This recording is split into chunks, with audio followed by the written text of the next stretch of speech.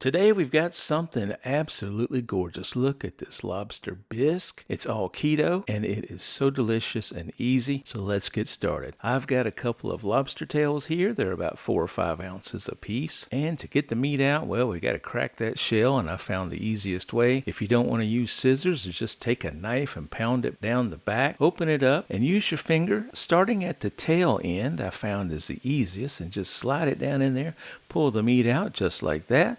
And do not throw those shells away because they're going to go in the broth. That's right. I've got some broth over here to the left. That's a vegetable bouillon that I'm making a broth out of. So instead of cutting up onions and celery and all that, I'm just using the vegetable broth to get the flavor. I simmer these shells in the broth for at least 30 minutes to get the most flavor out of them. And this is a step that you don't want to skip because, believe me, it makes such a big difference. And I'm also going to add about half a teaspoon or so of Old Bay. You don't need a lot because you don't want to override the flavor of the lobster. Stir that in a little bit, and after about 30 minutes of simmering, we can pull the shells out, but don't throw them away because we're going to use them as a garnish. Now that we've got our broth properly flavored with the shells, we can add our lobster meat. Now this is still raw, so we need to cook it. I'm going to slice it up, or you can cut it with scissors like I'm doing here. Once I have all the meat in, I will bring this back to a boil to cook it, and I add in about half a stick of butter to give this some richness and flavor. Stir that around a bit. Isn't that just looking so good? And you know us keto fans, we like our xanthan gum. So I'm adding about 1/4 to 1/2 of a teaspoon as a thickener. Once that's done, now it's time to add the heavy whipping cream. That's right, the full fat stuff. I pour this in slow while constantly mixing so that it doesn't curdle. And altogether, I'll probably put in about 1/2 cup or so. I'm really looking for a color here, but about 1/2 cup is a good place to start. Once you're happy with that, let the soup simmer for just a little bit to bring it back up to temperature. And now it's time to plate. I'm using a ladle and I'm just spooning it out into my bowl. And then I'll fish out some of the lobster bits,